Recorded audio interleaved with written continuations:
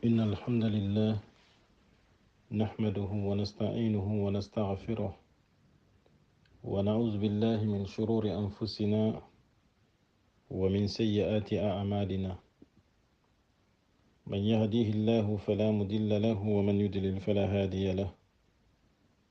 وأشهد أن لا إله إلا الله وحده لا شريك له وأشهد أن محمدا عبده ورسوله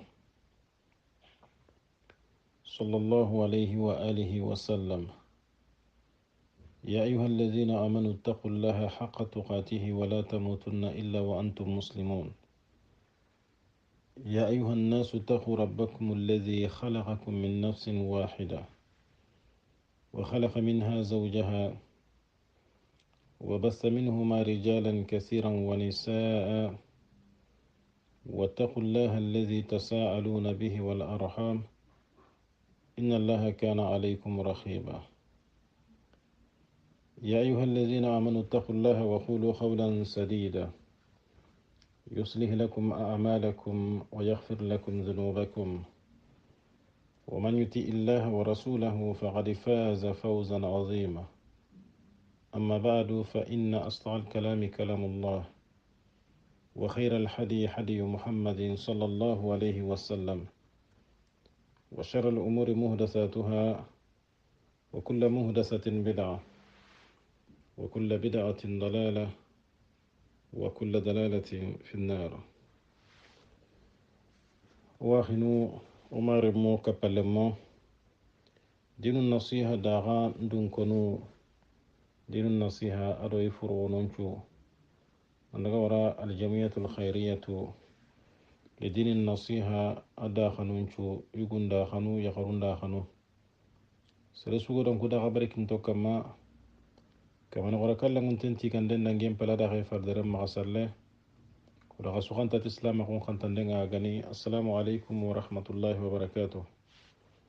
عندك وركيتا سرسو سيها غنكيا كينا كمانا سونين كينا غني ما سونين كان خاني مكانا غني alagara kamanta qoraganya na khusu nyeke yakin kam magawati be rona khanta tikenga ati khanta ndenga andu aga suko humanton daga no khaga do murna gai na nyaga kaman qora kala nguntenga jalla fi ulahu duna khairi adullah kharawlin ta wala ganu daga kahali alla ganu daga kisno daga tanga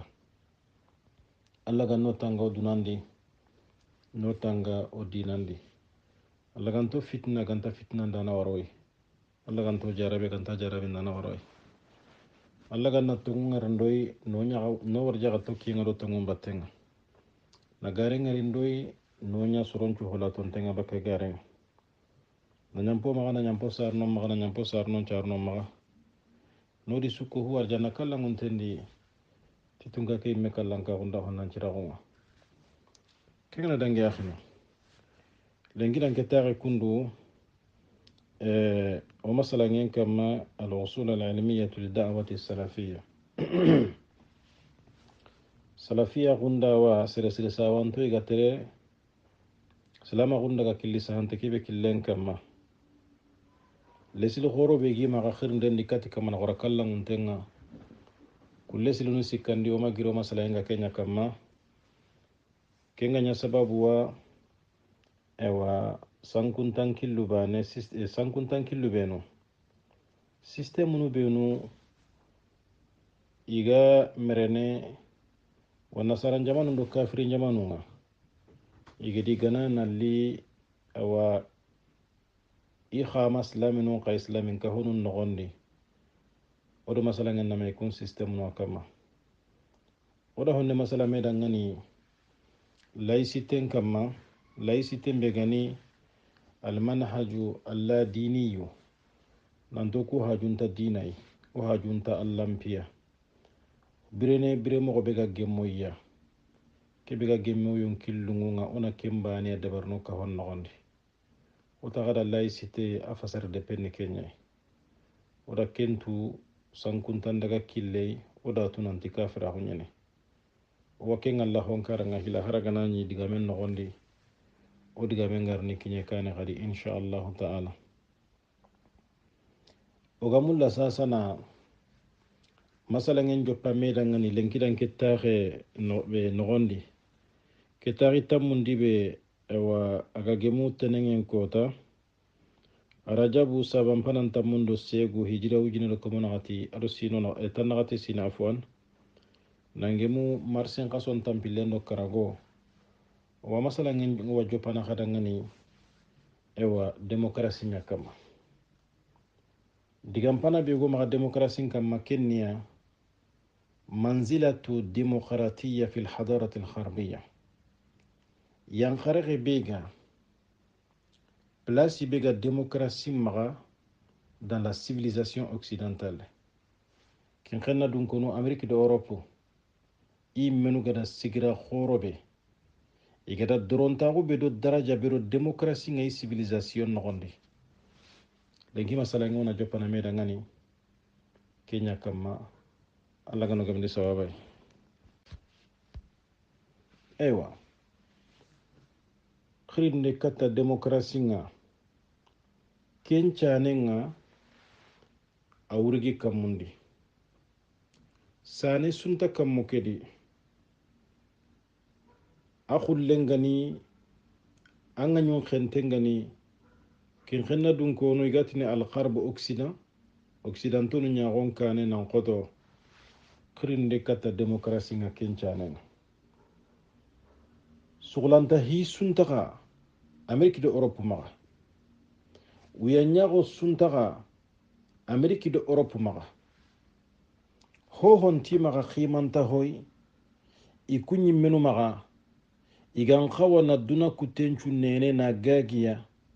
mana duna imme kuten force na khamiya par la force gelisrebe gana bara kenga demokrasi mbaka hiya siyasatu wa hiya dinu wa hiya nizamu lijtimaiyu bi akmalihi demokrasi mpayde Europe do Ameriki maga ani merekitenga angara munanti siyasa na kahonda bare adabar ni ti demokrasi nya ikum maga demokrasi nya ni dina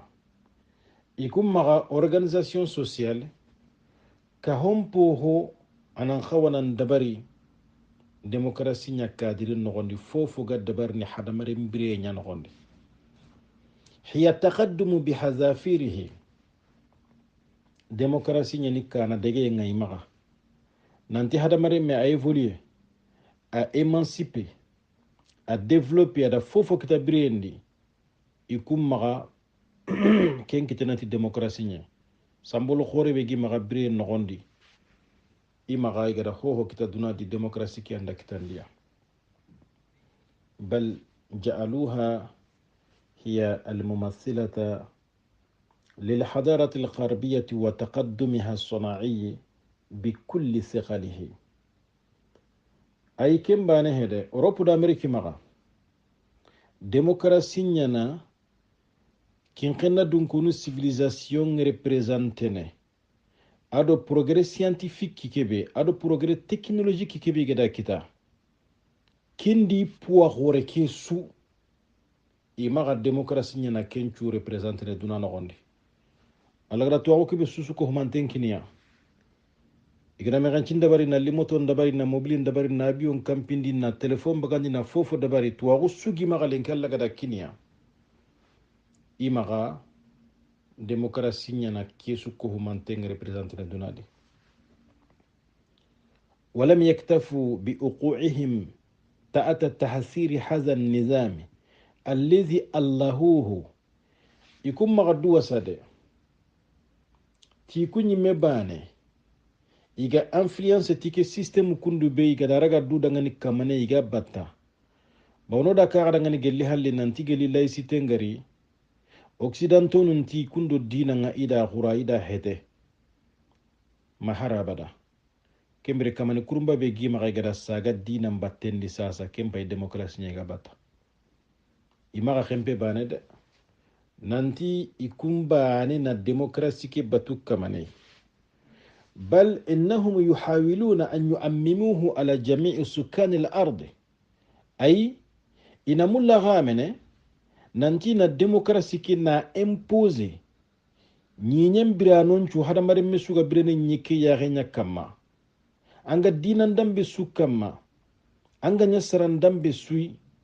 iti kartata masuko humantengaro demokrasi ki anagonde ala za'min annahu huwa albadilu an zulmi wa tughyan at-tughat jamunta kunge ya hema kananti demokrasi mbayde ani haragade nga bakka tonyange ado dictateur non dictateur agu tonyangunda non tonyange yadan tonyade kube nuga kahonu ngaiga hadamare mun karabana igi toro nagi yanga makan khatana iti alternative tana suntano sere suanga mula nan kisikenga wajibi manna lo demokrasi system nyana gondi wa anna al-hayata as-sa'idata la tatimmu lish-shu'ubi illa bitatbiqihi kama tarahu Amerika wa Europa iti bire wulinginte hadamare menga mulla inan bire wulinginte bire lagahiya ngano gondi hakla taxe ngadi jida ngadi iti peuple suranta ken kitana mina demokrasi ke ina Kenya appliqué ina Kenya trendi ka honun nogondi ko Amerika ga mulla mogobe ko Europe ga mulla mogobe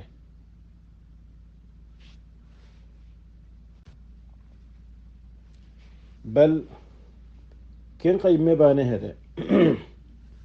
wa aqna'u kaseeran min an-nas عفوا وأقنعوا كثيرا من الناس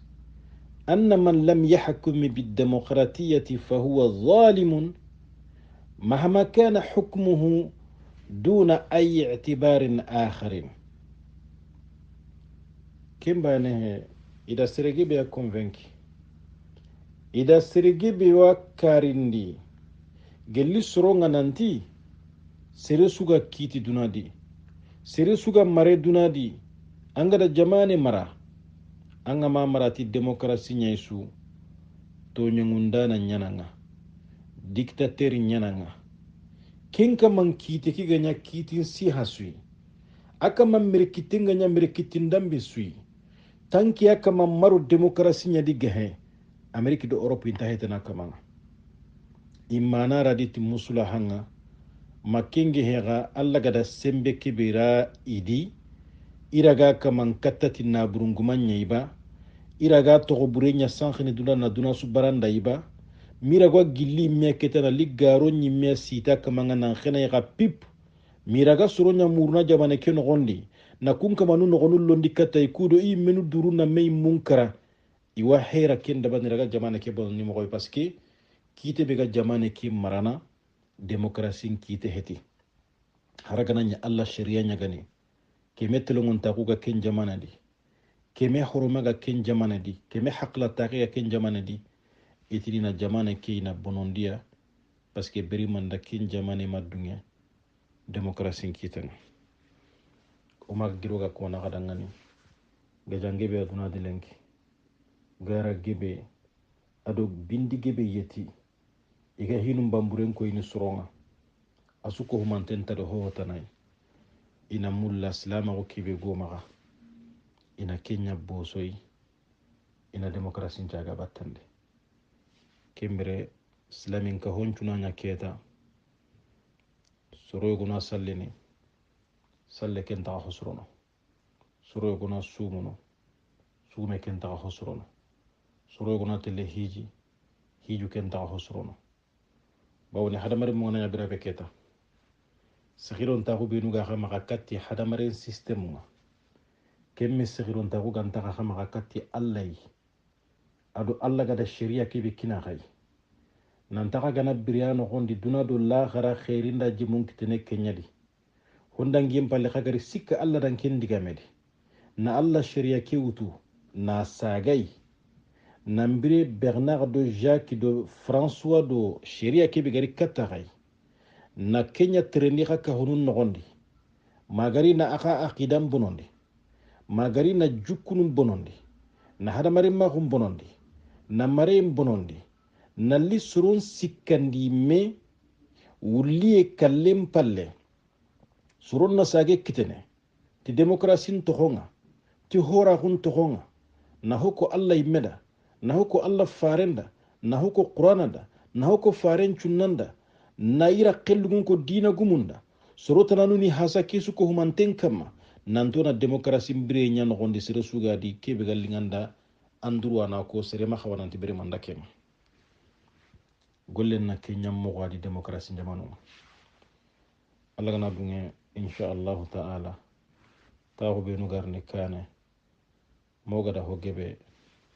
o gada ko me dangani ko suko manton kam kembere sasa wona metirnde tirni nde yago ikatto gala to naburu kenni kan tirni nde khay nanti ma ma'ana demokratiya wa nasha'atiha demokrasi nyimme xawo amana ni menia et puis demokrasi ki xawo a bangi kam moxo ki système kundu ki mere kitebe o gada kandangani nanti duna jaman qoro alla gada sembe lukubenu di lenki dawa bigi maga katta dunay itwaru kedo ina bure kedo isembe kedo fofo alla gada kinya igada suro kebe tara lenki kengani na demokrasi ki atongondi duna hada marin kapenchu nogondi ken demokrasi mani hondambe me banane onatan dangani togo ke mehila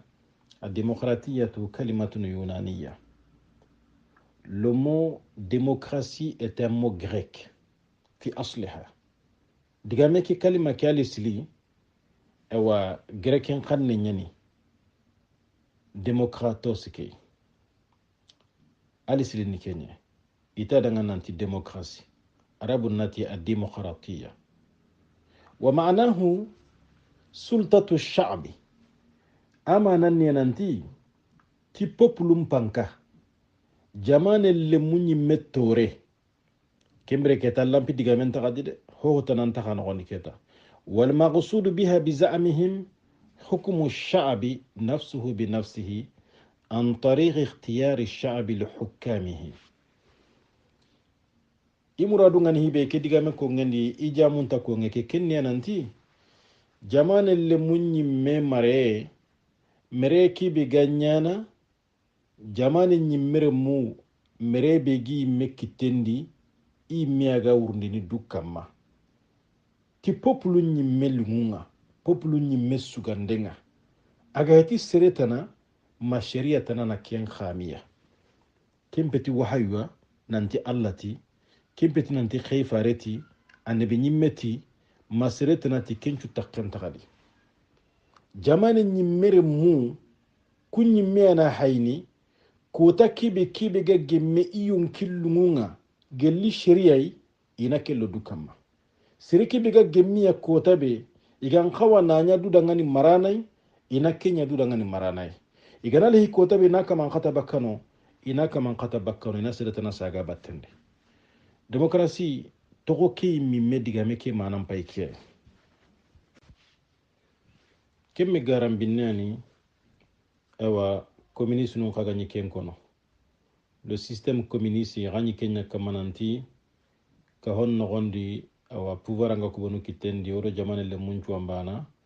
mere keni awa populu nya mere hanga keni ya hankai ho ga dabar na nyana tiya togoy awa iri kenchu halle na nya awa dudan khalle men ta khasre ka hon nogondi ho ga ka hon nogondi gelli khair ya mamunna hanta hoy ana letanya kitendi aga takandina kasudo menaga sere suga di anno ko ke hakka andan kure kenyan kinnagai yo kem pale na disere bane na kamera manna mobili mara manna yani alla gana dunga inshallah mo gari system community kane mo gari ken kharandome kemre digame ngado kebere sakunu na demokrasi ke na digame ke manantu adaga bange mogobe wa yazkuru albahithuna anna awwala man مارس هذه النظرية هم الإخريخ في مدينة أثنية وإسبرطة شرشر نغدا هيبه كتوانو بينو إيجا جغاندين دبرني تاريخنا هي خاصو بينو غدانجي إيجا هيبه كو كنيا نانتي سرحانو بينو غدا كي سيستم كوندي غدا براتيكي إيجا جاربي نانغولي تاي kenni grec nunye iddebu hilli angana daga Grèce i kapitali ke Athènes ado debe be togongani Sparta nanti ku debu hilli sorobe nu duna histoire nogonde iga golliñati démocratie système nga kenni grec nu ñayi angoti xa tarixun xasenni moxo sidi ولكنها ارتبطت في الغرب بالنظام السياسي والاقتصادي خغانتا ديمقراسي nga occident casa ken xena dun konu ne europe do amerique ida do système politique ida do kunyetume ko hongan xawanan dirige na mere mogobe ado économie ñimme gan xawana gérer mogobe ida ado kusu yetume kusu ñenginiti démocratie do enseignement be no garia bi khilafi nash'atiha inda al-ikhrir kendo waga joppe wakati be grec nunne ikunga ni démocratie pratique ne mogobe ado ke kundu da mesore وكانت طريقتهم تتمثل في أنهم كانوا يشكلون حكومة من جميع رجال المدينة وأطلقوا عليها اسم حكومة المدينة حيث يجتمع رجال المدينة لبحث كل أمورهم grek nu ngani demokrasi nga ganya pratique ne mogobe kinga gatinga kenya ikunyi gouvernement nya sigindini deben nogondi gouvernement ke nanti soro duranna ladi kempede deben nyugon chuana nogonde inyakli nanti hukumatul madina deben gouvernement kha igu gore suga debe kedi anga gouvernement ke nogonde hinta nyengeni sere halle soro hillinta gemme hoditi jaman togonga sorota minta gemmariti jaman togonga assemblée henanti keme sere wa nogondi komo hilli sere kunna luwan dabari jamane kenda nya hari keme milio sere kellu wana wuri kamala iku man golnya na ken golnya mogodi iku qallen nya gouvernement nyan ciki gouvernement ke debe ki iku goren chuwa nogondi kembre khibare ben nari isuwana walla mewre kendiketa iga jagana dome misugana gemu kebedina kenda bari inyi serebane utu diga medo hondade makana kenya duda imanke kenya ni kirsen khone khalluwa suga ni baka ka hon nogondi khibare suga nariya debe nyugon chuwana menyini ina wara mewure ina hakla harak yenya kama kembere suga na gemu kebedi isuwa nyille ni kitello na gollen khadi na ya hamaga bagande ngana dabari dome makenga iganda kencho kondi sogurai isuwa kitten na ken nogondi agollen tanyangani sere halle chercheur nunga tuwano anti démocratie nga bangi mo be grec num maganya pratique ne ke mo wadi itogo ke mo wadi ma wanna sarandina ke garni nan kinya ewa ni khelebu ni dan ke système kundu na khanundi bakano na wanna sara sharia nu na kulli kama kembere keta église catholique ke anjagi marnati dinan togonga kwa gani ewa europe hada mare menku tenchu agani su marnati dinan togonga mobe woda ka gara diga men halle nanti sababu be mega sigi sababu nungo bongano me sababu khore be mega sigi européen ngedi halle koy dinanga nanti ndaga dinan pidi abadan asababu nya kencan kuntan dina sharia sahanti gema nyimaga ado dina kei mankonga nya to nyungundano nga ado fayano nga igeda kaholle munga igedi toro bawno ta gada ngana wakati nga europe yere igahibe khili nanti sultatul ikhta'i dina nyimanko ado urwano tunkallemu adi hinyallemu nyinya sire suga nyikka hon nogonde asuni ya khalle jamane kiri munku tunchuwa golli ni magai sogantenundi iwa sogoni dangani tugade higa kinniya iga birado be kinniya sunyi nyani en nogonyadi honne kebe iga kitana inyi sagalli khoron karni kama dia kuwa fanna sagalle ke tuga anga ma tuga inalla gana nankatu agan ciri mogobe inallo kasonga inyi soro nyime karni papu nyime anyi ke ngordun chahana ga kinni polisi nunga igarno soron kama mancha gallen tuga inambora ho gam ma ina bosanga serebe gan khawana nkati an nakati serebe gan khawana lokaso na rokasoy serebe gan khawina nan chankundi asage gadi tuwaxun kiyenga commencé na libange europe simmanu benu ga commencé nan cimme iga sage trawonu ndabarne ido tuwaxunu ngarni église nda ken xaraga duda menace ñayi silamaxun dinan pay dina sahante ñani gelli dina ke a hare hana be a gari farenga kotaba alayhi salatu wassalam aɗo xarangen xibare ñande iqra bismi rabbik alladi xalaq iqra wa rabbuka al akram ko ayanu hila ñanqa faren kamma silamaxun dinanda silamin xanundi kati xaranginga kata science mundundenga science su naha gayi hadamaren menda laxara tuwaxundo duna tuwaxuncu silamaxun xanindiya moxo sidi kata ken tuwaxu su mundundenga contradiction sunta kamana xora kallangunten gada kebe ko qur'ana di duna kamma duna ñammoxo a gundonda bangencu a bangencu kiye sure mullantarni ga découvert dabarni i tuwaxunga kiñene hoyi duna di ŋañarenga bakkida hoyi anga ñini kendo allah gada hibe ko qur'ana digame soxini ma kendo fare ngara hibe ko sunna digame soxini walihada silaminu tuwaxun ni ya xalley bawni dinando tuwaxu ñalle bawni dinan ni ke tongun dina ñe bawni kamani kebe ga digamunu qur'ana ke noxonda ga silaminu maxa ken kamani bana ne anda duna dabari honta sankuno allah idan allah me ñangollenda koni digame lantame walini ken kan nenta silaminunga mexa wa nasaran dina ke kitabe haraxunti kebe ga ñimaxa ituwana sankuntun gedi menu yonkillungulla noxon naña allah digame tuwaxunga commencé nan bangi honne honne scientifique nuga commencé na hibe découvert kendo garo benu ga ñi kummaxa iga ñi peuple mpaqelen peyini tay nasoron xenxendi tay kudo ni exploité hadamari mun commencé nan sikka dina ke a tonguntaxunda tongunta mbalaxundi bo kenga commencé nan jopetan ni église ngayda ordon kini nanti tuwana su simmana ñagani aga digamuta inaragena kari aga sahandita inaragena kari igara tuwana be kari europe hohonta gabay kenya mogodi kenya nya sababu wa européen nga igari wakati be gedi mekta ma unati to nyange ke gedi tube gedi igara wari nanti rantaga continue na kembre mogodi minali revolte dina ke kontrunga aro maranu benu ge nyamaga ngana france hay masala ne gedi revolution dabari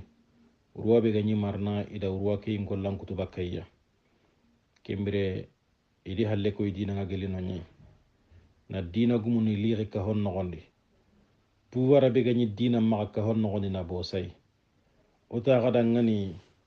isan kuntahu asababu ngiri keta inyi tabwani isan kuntahu nyadi inyi kafira nyadi kinan tallancanku kenca babun niga kusanta dina nun kutun cukkatuti idan ken dina bononte janenga kempalle wakati be européen ganyi révolte ne kundu adani islaminu nyibireni maga europe yere europe re munyi tele khara islaminu khara la khoronga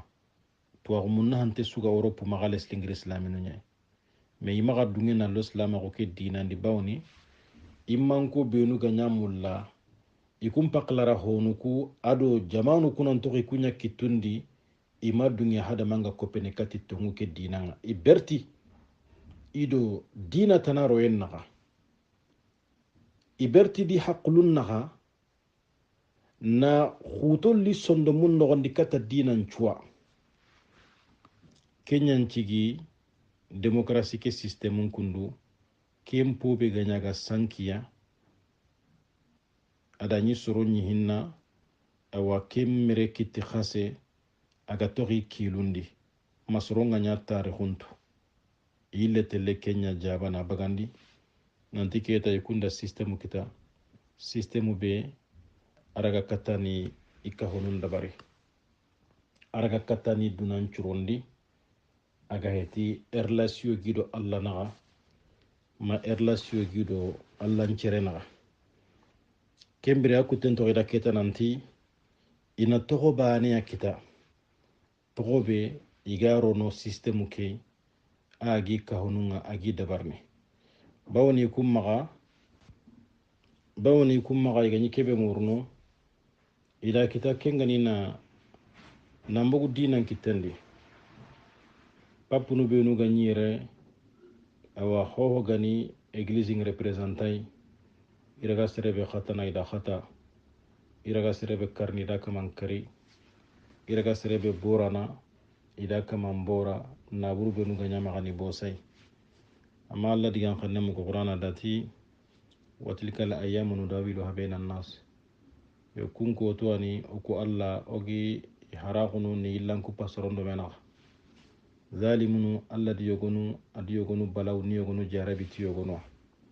sembe ngani kubenu di daro kuncaage mukku ka hon nogondi wi memurnu serebenu tora ngani kamma inyani ntongani kembere kunyandi membaganda khurenga jamanum pinunga isake kun kamanno kittande yo kembere Allah gana tariya tarin ko inshallah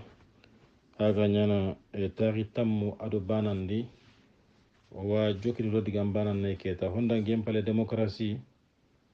igada togo kerei I jokkido hankenya battenga serebenu ga biren demokrasi jamanu ngalengi iga simmana khoyi iga kono khili nanti acquis sociaux avantage ni benu ga jamane lemmuma ado droit nu benu sigintonga ni jamanu kuno gondi serebenu ga simmana nanti demokrasi ngari tanni ida kencu dabari batte nyadi na sharian cikindi jamane no gondi ken kama matare ko khara anta demokrasi li mogonto silama gun dina nyani dina nga dina kebado sharia gari sharia keba timmantenga ni geli dina keri wakati bawoni dina ke giri kamane kebe gane hakimunga sharia timmante nakini farenga alayhi salatu wassalam anakini ummotonunga me demokrasi kunu gari tore ndikundo igara dunya ka hodda baranoy igara jancire lodwa na jamane kire mu jamanu le mum pakulum pay kunyi menu gada degabe dabari agebe gebe nyane kembere ken no gondi jamanu kure mun to ko revolteri ma wakati su ina revolte ina hoyogo reclame igana ken reclame marano ado yimman ko nganatu nanti igaman no kunne wari dasu i harni tore kay me bonondia jamane kay me na so walla medi kembere ina no kunne wari dangane ina mene ene tikenga ina jokki kundunga kadi kata wakatiya jamane kere munga na wari khadi nanti sembe ngidi khadira ga gilli nanti imana grew dabari mana manifestation dabari mana action tanasu iraga dabar ni kahon nogondi kudo na marano ni oblige ina haqqe go sikindi dangani ina ile king revolution dabarni Europe da Kenya dabari ko mom minime sine nogondi nankinye o yagangi jamanu ku ilenki sharia nu benu sikinto ngano gonde wala tariyata ganari o harni masala ngen joppa meda ngani kunyo gono akama haroga makatuna suko parce que telegon tawo ngara kebe muro maka kenya sankun tawo be ga demokrasi no gonde ado jahila ko be ga demokrasi no gonde ado kafira ko be ga demokrasi no gonde ona maka kemba ne banganda kada hinu benu ga no gondi ho suru ngani wajibi nyene ona kunha oni bangandi sorondangani telegon tawo nda kenya muro maka ولا يجرمنكم شنآن قوم على ألا تعدلوا اعدلوا هو أقرب للتقوى الله ركنا قرآن القرآن donc sika suntari nanti demokrasi ado hinu yogonuri Europe kinga agadi dema na hadamare me responsabiliser hadamare me sugadi anna nyasre ngalinte anna konte anyi mehila kama katambi ta konte seretana kama wategena gantanga amma khura kwanche mbengaro lojuru suntanga annan magan kilolo siretana sudi annan kilolo anyi meadi annan naganen chiti annan giri annan chigi anna do qidima haragana khampidan kibane ngalinta ko be gaire angana daga dingira non tanoni dunadi lenki honnan kayen chuonta gona hatta mi ndona kartin kato na fitana dabare Europe yu khosenya ni kenga serenga na qaso ma lojuru ngana ngalla ken dabarne ka honnan kayen kenga makko golle nyaay ga he fokan nangol nya wala kendi me yi gobo wono ngani khasuru ngani sorol laga kummenu ngutti maka kenga hetinanti ewa andaga do kafirin system batten yo gana duguta birabe digame ki sui digamel legran keta inshallah honari tuwanu ngai gada kite be sugo demokrasi ngam gel islami ngana demokrati nga ko ganyo gada ko mo be har san islama ko ketangante araga tokhnya maga manga bakka islama gunya diandi nanga bonoa mahibe ga ken no gondi kamana gora kala ngun tengano tunji tuwido saha inshallah ken taran to sere suda kumpade kubura ko ni lenkita ga ken no na allah nyaga jalla fi ula ko ngana ado terin kanda non cu allah gane to ko haqqulunde allah ganon hatiya wa akhiru dawana alhamdulillahi rabbil alamin wa sallallahu ala nabiyyina muhammadin wa ala alihi wa sahbihi ajma'in wa assalamu alaikum wa rahmatullahi wa barakatuh